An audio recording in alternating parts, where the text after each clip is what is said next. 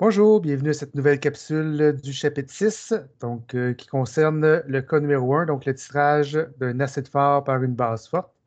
Donc, comme on a vu dans la capsule précédente, on va voir 4 titrages différents, donc acide fort par base forte. Maintenant, le contraire, base forte par acide fort. On va voir aussi acide faible par base forte et on va voir base faible par acide fort. Donc, la capsule actuelle concerne le premier cas, donc le titrage d'un acide fort par une base forte. Donc, je vous amène à mon PowerPoint. Une petite seconde. Donc,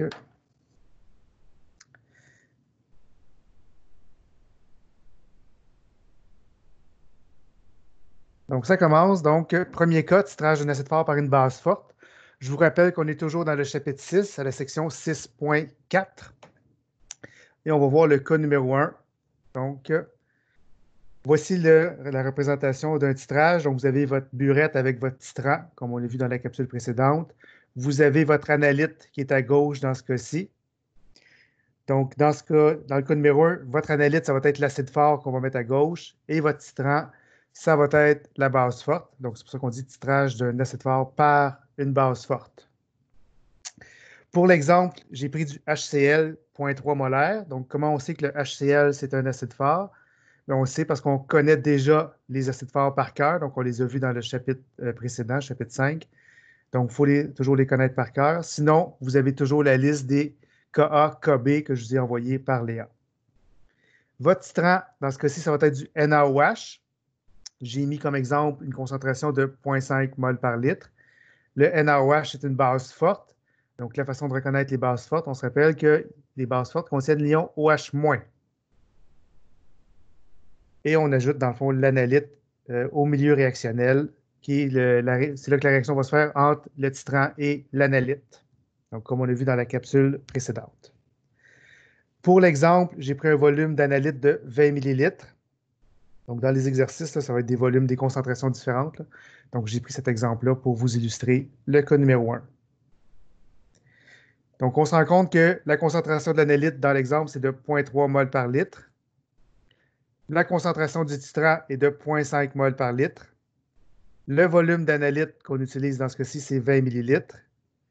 Le volume au point d'équivalence, on ne sait pas pour l'instant. Et le volume au point de demi-neutralisation, on ne le connaît pas non plus. Donc, je vous rappelle qu'avant de commencer à faire les calculs, il faut nécessairement connaître ces 5 informations-là. Là, c'est primordial pour la suite des exercices. Donc, concentration d'analyte, concentration du titrant, volume d'analyte, volume au point d'équivalence et volume au point de demi-neutralisation. Souvent, il va vous manquer une ou plusieurs de ces informations-là. À ce moment-là, ce que vous devez utiliser, c'est la formule N2C1V1 est égal à N1C2V2. Je vous rappelle que pour utiliser cette formule-là, il faut connaître l'équation de la réaction, donc ce qui se passe dans le milieu réactionnel. Il faut connaître l'équation qui est balancée. Donc, super, super important, toujours balancer l'équation avant d'appliquer cette formule-là. Donc, j'ai écrit l'équation ici. Donc, HCl réagit avec NaOH.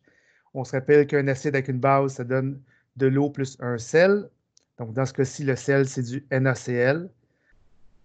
Donc, c'est mon équation qui est déjà balancée. Donc, c'est une réaction qui est 1 pour 1 dans ce cas-ci.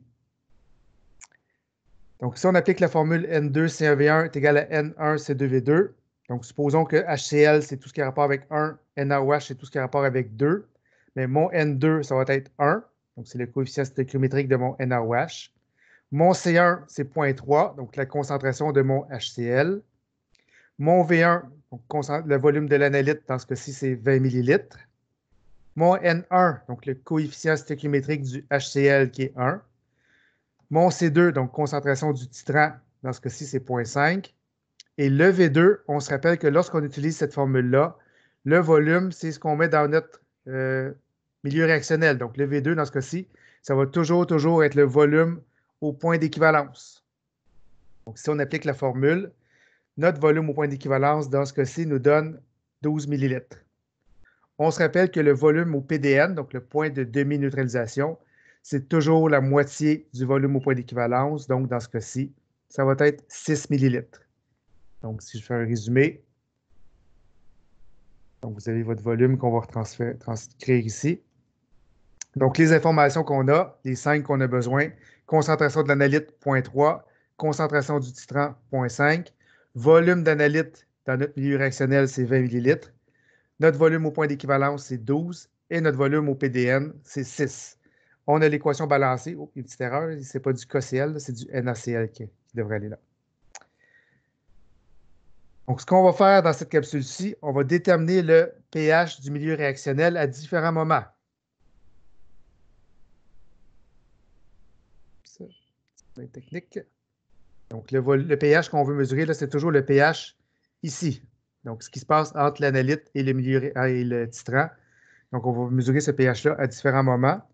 On va les mesurer à quel moment? Donc, au début du titrage, donc avant le début du titrage, lorsqu'on a seulement mis l'analyte dans notre milieu réactionnel sans avoir mis aucun millilitre de titrant. Tout de suite après le début du titrage, donc on va rajouter quelques gouttes et on va mesurer le pH. Au point de demi-neutralisation, donc au PDN, juste avant le point d'équivalence, donc juste avant notre 12 ml dans ce cas-ci, directement au point d'équivalence, un petit peu après le point d'équivalence et très, très loin après le point d'équivalence. Donc, on a 7 pH à mesurer. Donc, avant que ça commence, un petit peu après que ça ait commencé, au PDN, un petit peu avant le point d'équivalence, au point d'équivalence, un petit peu après le point d'équivalence et très loin après le point d'équivalence. Donc, il faut comprendre ce qui se passe lorsqu'on fait un titrage. Donc, vous allez avoir à faire des graphiques pour chaque titrage. Donc, je vous incite à le faire sur une feuille pour prendre dans vos notes. Donc, l'axe des Y, ça va toujours être le pH. L'axe des X, c'est le volume de titrant qu'on va ajouter au milieu réactionnel. L'échelle de pH, dans ce cas-ci, ça va être entre 0 et 14. Ça peut être en bas de 0 parfois ou en haut de 14, mais dans mon exemple, ça va être entre 0 et 14. Et les volumes de titrant qu'on va utiliser, donc je les ai indiqués ici, on s'organise toujours pour que le point d'équivalence soit dans le milieu à peu près de notre axe des X, là, pour que ce soit plus facile à visualiser. Donc, j'ai mis mon point d'équivalence dans le milieu. Donc, j'ai mis mon 0 un petit peu après le début du titrage à 1, au PDN à 6, un petit peu avant le point d'équivalence à 11, au point d'équivalence à 12, un petit peu après le point d'équivalence à 13 et beaucoup plus loin, dans ce cas-ci, à 25. Je n'ai pas mis mes unités là, mais c'est mes volumes en millilitres. Donc, j'ai indiqué les points importants. Donc, le point d'équivalence qui est dans le milieu de mon axe des X et le PDN qui est à peu près au quart de mon axe des X. Donc, premier pH qu'on va calculer, le pH avant l'ajout de titrant. Donc, qu'est-ce qu'on a mis dans notre milieu réactionnel? Bon, on a mis seulement que 20 ml de HCl et 0 ml de titrant. Donc, c'est ce que j'ai indiqué ici. Donc, on veut mesurer, dans le fond, le pH lorsqu'on met 20 ml de HCl 0,3. Donc, première étape, on identifie ce qu'on a. Donc, HCl, c'est quoi? Donc, c'est un acide fort. On se rappelle que tout ce qui est fort ou tout ce qui est sel, on les dissocie tout de suite. Donc, ça va se dissocier en quoi? En H+, et en Cl-.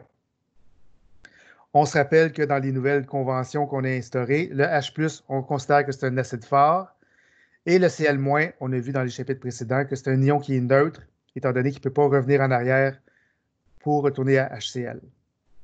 Ma concentration, étant donné qu'on n'a pas changé le volume, elle reste toujours à 0,3. Donc, ça devient aisé de calculer le pH parce qu'on sait que pH, c'est moins log des H+. On a déjà nos H+, donc 0,3 mol par litre, de sorte que notre pH, c'est moins log de 0,3, ce qui nous donne un pH de 0,52. Donc, c'est une réponse qui a du sens. On a un pH en bas de 7. Notre solution, c'est un acide, donc c'est logique. Je vais aller mettre ce pH-là dans mon graphique. On compare à 0 ml de titrant avec un pH de 0,52. On va aller voir maintenant ce qui se passe à 1 ml. Donc, on rajoute 1 ml de base. On devrait s'attendre à ce que le pH monte, étant donné qu'on rajoute une base. Donc, si on rajoute 1 ml, qu'est-ce qu'on a dans notre milieu réactionnel? On a toujours notre 20 ml de HCl. On a ajouté 1 ml de NaOH, 0,5 molaire. On identifie nos substances. Donc, HCl, c'est un acide fort. NaOH, c'est une base forte. Comme les deux substances sont fortes, on va les dissocier complètement tout de suite. Donc, HCl se dissocie en H+, Cl-. NaOH se dissocie en Na+OH-. On identifie nos nouvelles substances. Donc, on se rappelle que H+, c'est considéré comme un acide fort. Cl-, c'est un ion neutre, donc on l'a déjà vu. Na+, c'est un cation métallique qui est aussi un ion neutre, qu'on a vu dans le chapitre 5. Et OH-, on considère que c'est une base forte, donc comme on a vu au début du chapitre 6. Nos concentrations vont changer, étant donné que notre volume total est rendu de 21. Donc, il faut faire un C1V1 est égal à C2V2 pour chacune des substances. Donc, pour le HCl, mon C1, ça va être 0,3. Mon V1, ça va être 20. Mon V2, c'est le volume total, 21. Et on va chercher le C2, qui nous donne, dans ce cas-ci, 0,286 molaires. On fait le même exercice pour le NaOH. C1, 0,5. V1, 1 ml. Volume final, 21, de sorte que mon C2 vaut 0,024 molaires. Les ions neutres, on n'en tient pas compte, étant donné qu'ils n'ont pas d'impact sur le pH de notre solution. De sorte qu'on se retrouve dans la situation où les seuls impacts qu'on a de pH, c'est le H+, qui est un acide fort, et le OH-, qui est une base forte. On a leur nouvelle concentration qui tient compte du mélange des deux volumes. Comme on a un acide fort et une base forte, on se rappelle que les deux vont réagir ensemble. Donc, on commence toujours par le plus fort, mais dans ce cas-ci, les deux sont forts. Donc, la réaction qui va se produire entre les deux, on a H+, qui réagit avec OH- et qui va donner de l'eau liquide. On fait notre tableau IRF avec les concentrations qu'on a. Donc, concentration de H+, 0,286, concentration de OH-, 0,024.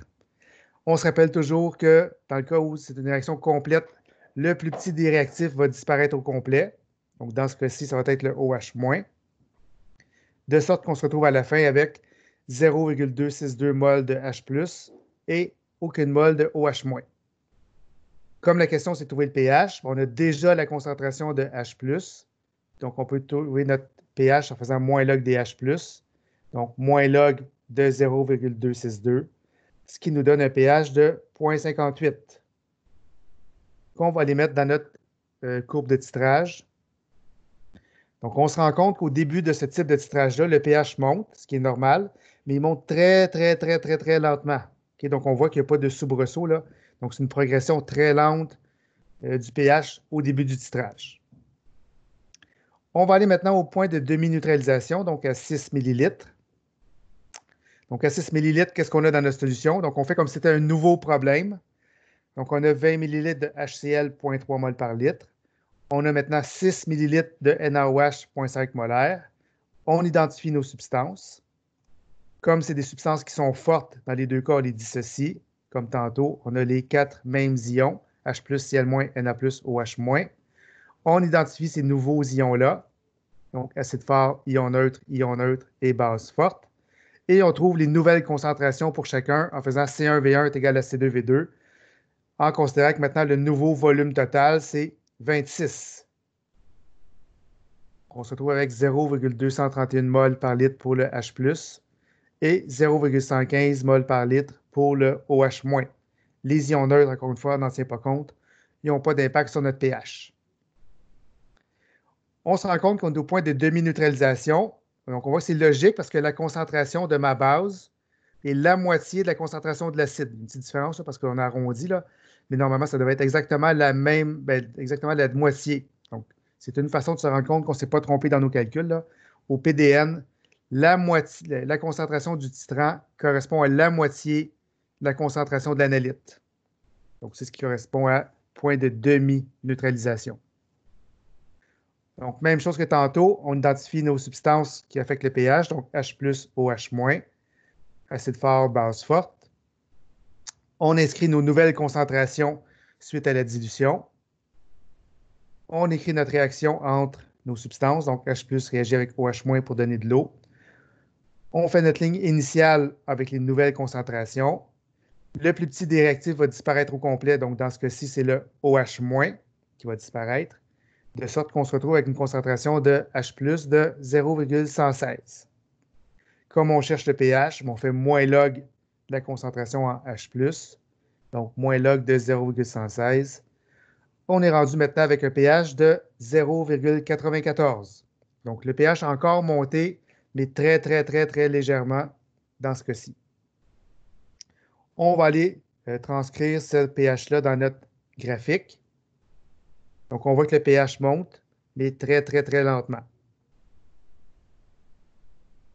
On va aller maintenant à 11 millilitres, donc juste avant le point d'équivalence. Donc, on se retrouve maintenant avec 20 millilitres de HCl, donc ça n'a pas changé. On a maintenant 11 millilitres au total de NaOH 0,5 molaire, donc on fait comme si c'était un nouveau problème. On identifie nos substances, donc acide fort, base forte. Tout ce qui est fort, on le dissocie tout de suite. On se retrouve maintenant avec du H+, du Cl-, Na+, OH-, donc les mêmes substances que tantôt. On identifie nos ions, donc acide fort, ion neutre, base forte. On trouve nos nouvelles concentrations en faisant C1V1 est égal à C2V2, en se rappelant que maintenant notre volume total est de 31 millilitres. Donc c'est notre volume 2 qui est de 31. Donc on se retrouve avec une concentration de H+ de 0,194, concentration de OH- 0,177. On retranscrit dans ce cas-ci ce qui est important pour notre pH, donc l'acide fort, la base forte, donc tout ce qui est neutre, on les élimine. On écrit nos nouvelles concentrations suite à la dilution, donc 0,194 et 0,177. On écrit notre réaction chimique entre les deux substances, donc acide fort réagit avec base forte pour donner H2O. Donc, les ions neutres, on n'en tient pas compte. On fait notre tableau IRF, donc initial 0,194 et 0,177. Le plus petit des deux réactifs va disparaître, de sorte qu'on se retrouve encore avec un excès de H+, mais beaucoup plus petit, donc 0,017 mol par litre. On peut trouver notre pH en faisant moins log de H+. On fait moins log de 0,017 et on a un pH de 1,77. Donc, on se rend compte que le pH a encore monté, ce qui est tout à fait logique, étant donné qu'on a ajouté une base forte. On va aller transcrire cette donnée-là dans notre graphique. Donc, c'est peut-être pas tout à fait à l'échelle, là. Donc, vous comprenez l'idée. On voit que le pH monte très, très, très, très tranquillement, là. Donc, on voit que en l'espace de 11 millilitres, le pH a à peine monté de 1. Ça va? Même pas 1 là. Ça va? Donc, c'est très, très lent comme progression dans ce type de titrage-là. On va aller maintenant directement au point d'équivalence. Donc, il devrait se passer quelque chose. Donc, c'est là que lorsque vous faites un titrage, vous rajoutez juste une goutte, puis ça change complètement de couleur. On va expliquer pourquoi ici. Donc, si on est rendu à 12 ml, ce qu'on a dans notre solution, 20 ml de HCl 0,3, 12 ml de NaOH 0,5. On identifie nos substances qui sont fortes dans les deux cas. Donc, comme c'est fort, on les dissocie. H+, Cl-, Na+, OH-. On identifie nos nouveaux ions. H+, acide fort, Cl-, ion neutre, Na+, ion neutre, OH-, base forte. On fait un C1V1 est égal à C2V2 pour trouver les nouvelles concentrations, étant donné que le volume a changé. On est rendu avec un volume de 32 millilitres. Donc, on a 0,188 mol par litre de H+, et 0,188 mol par litre de OH-, ce qui est tout à fait logique étant donné qu'on est rendu au point d'équivalence. Donc, super important, là, lorsque vous êtes au point d'équivalence, il faut nécessairement que ces deux concentrations-là soient pareilles. Si vous êtes dans un examen ou surtout dans un examen, puis vous vous rendez compte que ce n'est pas pareil, donc ça veut dire que vous vous êtes trompé quelque part. Donc, cherchez votre erreur. Si jamais vous ne la voyez pas, bien, écrivez-le au moins, dire je ne vois pas mon erreur, mais normalement, ça devrait être égal.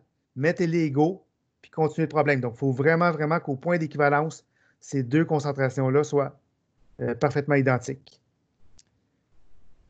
Donc, c'est ce que j'ai marqué. Nous sommes au point d'équivalence, donc important, même concentration de titrant et d'analyte. Donc, ce qui importe pour mon pH, c'est la concentration des ions acide fort et base forte. On a nos nouvelles concentrations qui sont pareilles. Notre réaction n'a pas changé, donc c'est toujours H+, OH- donne de l'eau. On fait notre tableau IRF. Dans ce cas-ci, comme les deux sont pareils, bien, les deux vont disparaître au complet. Donc, on se retrouve avec 0 H+, 0 OH-, de sorte que si on veut trouver le pH, donc qui est moins log de H+, on devrait faire moins log de 0. Si vous pitonnez ça sur votre calculatrice, ça vous donne erreur. Donc, est-ce que ça veut dire qu'il n'y a pas de pH? La réponse est non. Donc, qu'est-ce qui nous reste dans notre solution? On n'a plus de H+, on n'a plus de OH-. Donc, la seule substance qui reste en présence, donc c'est H2O, puis les ions neutres qu'on a éliminés. Donc, si on a de l'eau et des ions neutres, à ce moment-là, le pH, ça va être quoi? Bien, ça va être le pH de l'eau. Puis le pH de l'eau, c'est combien? Bien, c'est 7. Donc, ça veut dire qu'au point d'équivalence d'un titrage acide fort par base forte, le pH va être de 7, étant donné qu'on n'a rien d'autre qui affecte le pH que des ions neutres et de l'eau. Donc, on va aller transcrire ça dans notre graphique. Donc, on voit qu'on était passé d'un pH de 1,77, je pense, ici. Et dans l'espace de quelques, ben, même pas quelques, 1 millilitre, on passe de 1,77 à 7. Donc, c'est une montée très, très rapide qui se produit au point d'équivalence. Donc, c'est pour ça que juste le fait de mettre une goutte, ben, votre indicateur change complètement de couleur. Donc, ça ne prend pas grand-chose. On va aller voir maintenant tout de suite après le point d'équivalence, donc 13 millilitres. Donc, on a 20 millilitres de HCl, 13 millilitres de NaOH. Donc, je vais aller un petit peu plus rapidement, là, si vous comprenez les étapes. On identifie nos substances, on décompose ce qui est fort, on sépare ça en ions, on identifie chacun des ions, et on trouve notre nouvelle concentration en faisant C1V1 est égal à C2V2. Notre volume total est maintenant de 33 millilitres. Donc, si on fait le calcul, on a 0,182 mol par litre de H+, 0,197 mol par litre de OH-. Les ions neutres n'ont pas d'impact, de sorte que les seules substances qui m'intéressent, c'est l'acide fort, la base forte, avec leur nouvelle concentration. On connaît la réaction qui n'a pas changé, donc H+, plus OH- donne H2O.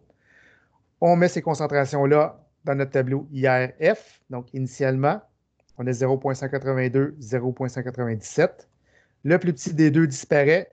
Donc, dans ce cas-ci, comme on a dépassé le point d'équivalence, mais ce qu'on a en excès, c'est le OH-. Okay? Donc, on a comme dépassé, là, les H+, disparaissent au complet. Donc, on se retrouve maintenant avec un excès de OH-, 0,0115 mol par litre. La question est toujours de trouver le pH. Donc, comme ce qu'on a, c'est des maintenant, voyons, ce qu'on a maintenant, c'est des OH-. Donc, on va passer par le POH avant de trouver le pH. Donc, on se rappelle que POH, c'est moins log des OH-. Donc, dans ce cas-ci, ça va être moins log de 0,015, de sorte que notre POH, c'est 1,83. Comme la question, ce n'est pas le POH, mais le pH, on se rappelle que pH plus POH, ça donne 14. Donc, si on veut le pH, on fait 14 moins POH, ce qui nous donne un pH de 12,17. Et cette valeur-là, on va aller la retranscrire dans notre graphique. Donc, on voit qu'à l'espace d'un autre millilitre, ça a encore monté. Donc, on voit que autour du point d'équivalence, là, il y a une montée très, très rapide du pH. Donc, c'est la façon de reconnaître notre point d'équivalence graphiquement, là, c'est lorsque ça monte très, très rapidement. On va aller finalement très, très loin. Donc, j'ai pris arbitrairement le volume de 25. Là, ça peut être n'importe quoi d'autre qui était plus loin. Donc, dernier point, pH après l'ajout de 25. Donc, j'ai du HCl 20 ml, du NaOH 25 ml. On identifie nos substances. On décompose les substances fortes, H+, Cl-, Na+, OH-. On identifie nos ions. Donc, même chose que tantôt. On trouve nos nouvelles concentrations en tenant compte que le volume total maintenant est de 45 millilitres. Donc, on fait C1V1 est égal à C2V2. On a 0,133 mol par litre pour le H+, 0,277 mol par litre pour le OH-. Donc, ce qui nous intéresse, c'est seulement que l'acide fort, la base forte, avec les nouvelles concentrations. On a notre réaction qui n'a pas changé. On fait notre tableau IRF. Le plus petit des deux disparaît. Donc, dans ce cas-ci, c'est les H+ qui vont disparaître. Donc, on se retrouve avec un excès de OH- dans notre solution. On peut trouver notre POH en faisant moins log de OH, ce qui nous donne un POH de 0,84. Maintenant, ce qu'on cherche, ce n'est pas le POH, mais le pH. Donc, on fait 14 moins POH, ce qui nous donne un pH de 13,16 qu'on va aller transposer dans notre graphique. comme c'est ici. Donc, vous voyez, ça monte très, très rapidement. Ça monte très, très lentement, excusez, au début. Donc, très lentement au début. Très rapidement autour du point d'équivalence. Puis ensuite, ça se stabilise après le point d'équivalence. De sorte que l'allure générale d'un graphique titrage fort, titrage d'un acide fort par une base forte, ça ressemble beaucoup à ça. Donc, montée très, très, très lente. Accélération de la montée ici autour du point d'équivalence. Ça se stabilise par la suite. Je vous rappelle qu'à aucun moment dans notre titrage, on a utilisé un acide faible ou une base faible, de sorte que dans ce type de titrage-là, il n'y a aucune solution tampon à aucun moment du titrage. Donc, même si c'est une montée très lente au début, montée très lente à la fin, ce n'est pas parce que c'est des solutions tampons que ça se produit comme ça. Okay? Donc, il n'y a aucun moment où on a une solution tampon. Et je vous rappelle qu'au point d'équivalence, le pH, dans ce cas-ci, va toujours être de 7, donc qui correspond au pH de l'eau. Donc, ça termine la capsule qui concerne le titrage d'un acide fort par une base forte. Il nous en reste 3 concernant les titrages. Donc, il nous reste base forte par acide fort, acide faible par base forte et base faible par acide fort. Donc, n'hésitez pas à m'écrire si vous avez des questions. Sinon, bon, on se rencontre dans une prochaine capsule. Bonne chance!